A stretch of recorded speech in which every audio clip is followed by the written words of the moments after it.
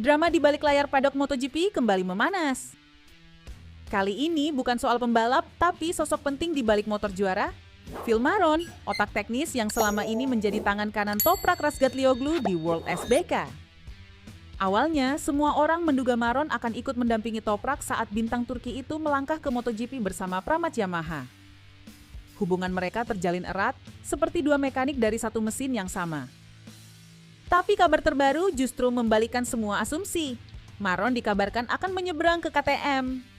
Ya, sumber Speedweek menyebut Maron siap bergabung dengan tim oranye sebagai kru chief Brad Binder mulai 2026 menggantikan Andreas Madrid.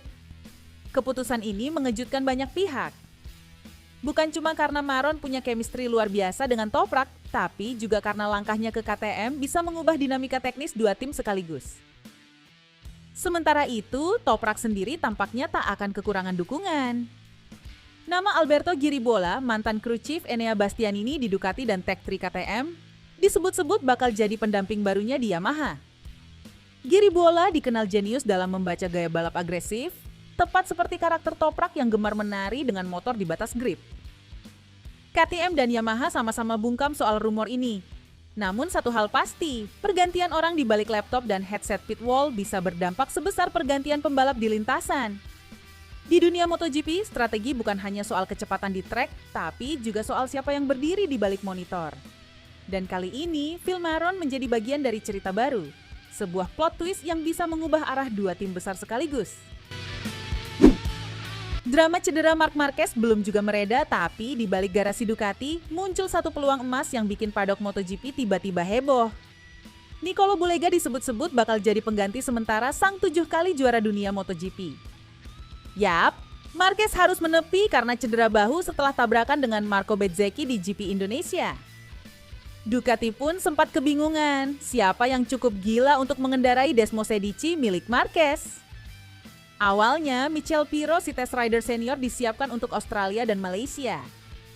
Tapi untuk seri terakhir musim ini, kabarnya Ducati mempertimbangkan sesuatu yang lebih menarik. Memberi kesempatan emas bagi Nicolo Bulega, si runner-up World SBK musim lalu yang performanya sedang menggila. Dan siapa yang langsung semangat mendukung ide itu? Tentu saja sang rival di World SBK, Toprak Razgatlioglu. Itu kesempatan yang sangat bagus buat dia. Bulega cepat, makin matang, dan layak coba MotoGP, kata Toprak. Toprak bahkan menambahkan dengan senyum nakal, kalau dia naik ke MotoGP, mungkin nanti kita balapan lagi di sana. Tapi jangan dulu ya, kasih aku waktu buat menang beberapa kali dulu di Superbike, katanya. Bulega sendiri ketika ditanya soal kemungkinan itu, langsung memasang wajah antara senang dan deg-degan. Meski begitu, ia tak menolak ide itu.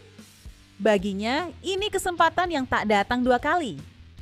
Namun ia juga menekankan, kalau dirinya naik motor MotoGP, Bulega ingin benar-benar siap dan jangan sampai kelihatan lambat. Karena pembalap Superbike juga bisa cepat, katanya.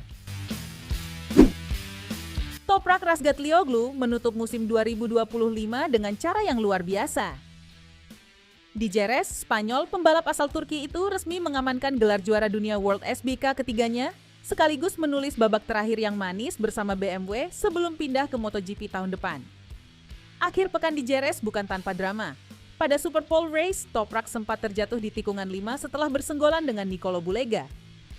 Namun ia bangkit dengan tenang dan tampil solid di race 2. Dari grid ke-10 dirinya finish ke posisi 3, cukup untuk memastikan gelar tanpa perlu mengambil risiko berlebihan. Gelar ini terasa istimewa karena menandai puncak dari perjalanan bersama BMW, tim yang ia bantu ubah dari underdog menjadi penantang gelar. Meski sudah 3 kali menjadi juara dunia, Toprak tetap rendah hati. Ia memuji rival utamanya, Bulega, yang disebutnya sebagai pembalap cepat dan calon juara masa depan.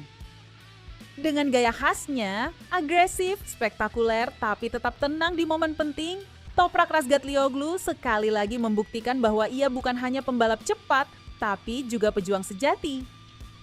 Gelar ketiga ini menegaskan satu hal. Era Toprak belum berakhir, ia hanya berpindah panggung. Setelah race 2 di Jerez, Nicolo Bulega dan Toprak Razgatlioglu terlihat berbicara cukup lama di pinggir lintasan. Bulega baru saja menang, tapi pembicaraan itu bukan soal selebrasi, melainkan soal insiden pagi di Super Pole Race, di mana Bulega sempat menyenggol Toprak hingga sang pembalap Turki terjatuh. Bulega mengaku langsung meminta maaf. Ia menjelaskan, manuver itu bukan niat buruk, melainkan bagian dari gaya balapnya. Toprak sangat kuat di pengereman, jadi saya tidak bisa menyalip di situ. Kekuatan saya ada di kecepatan tikungan, saya mencoba menyalip di sana seperti kemarin, tapi kali ini sayangnya dia jatuh, kata Bulega dengan nada menyesal. Meski begitu, Bulega tetap menunjukkan rasa hormat besar pada sang rival. Bulega menutup musim 2025 dengan rasa puas. Ia berhasil menang berkali-kali dan selalu bersaing di depan, tapi mengakui bahwa Razgatlioglu dan BMW tampil lebih konsisten. Phillip Island selalu punya cara sendiri untuk menulis kisah ajaib di MotoGP, dan kali ini panggungnya milik Raul Fernandez. Pembalap muda dari tim Trackhouse Aprilia itu akhirnya meraih kemenangan pertamanya di kelas utama, dan caranya sungguh seperti roller coaster emosi. Sejak lampu start padam, Raul sudah menunjukkan taringnya. Ia langsung melesat di barisan depan, menempel ketat Marco Bezzecchi yang memimpin. Tapi ketika Bezzecchi harus menjalani double long lap penalty, Raul melihat celah emas dan tanpa ragu mengambil alih pimpinan balapan. Namun di MotoGP, memimpin bukan berarti aman. Tekanan datang bertubi-tubi dari lawan, dari motor, bahkan dari dirinya sendiri.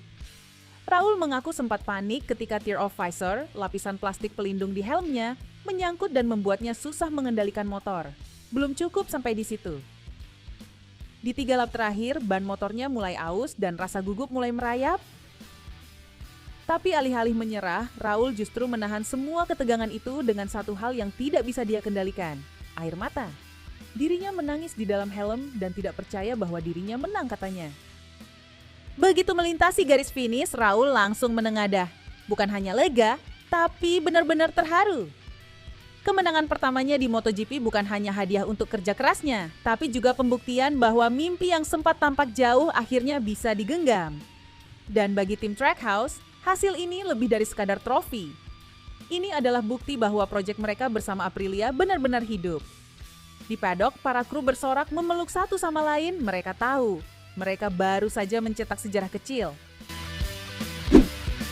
Pecco Bagnaia menjalani akhir pekan yang sulit di MotoGP Australia di sirkuit Phillip Island.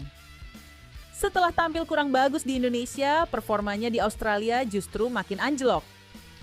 Di sprint race, ia tertinggal jauh, dan di balapan utama, ia terjatuh sebelum bisa mencapai garis finish. Meski begitu, Bagnaia tidak menyesal. Ia mengatakan bahwa lebih baik jatuh saat berusaha keras daripada hanya bertahan di posisi paling belakang tanpa perlawanan. Sebelum jatuh, Bagnaia sebenarnya mulai menemukan ritme balapan. Ia berhasil menyalip beberapa pembalap dan sempat berada di posisi ke-12. Ia merasa motor Ducatinya sedikit lebih stabil setelah tim mencoba perubahan setelan pagi hari itu. Namun, saat mencoba menekan lebih jauh, ban belakangnya tergelincir dan membuat ban depan ikut hilang grip hingga ia terjatuh. Menurutnya, motor Ducati tahun ini terasa berbeda dibanding musim lalu. Ia merasa motornya sekarang lebih sulit dikendarai dan tidak punya karakter khas Ducati seperti yang biasa ia rasakan. Meski kecewa, Pecco tetap berusaha positif. Ia ingin kembali bersaing untuk posisi depan dan yakin hasil buruk di Australia bisa jadi pelajaran penting.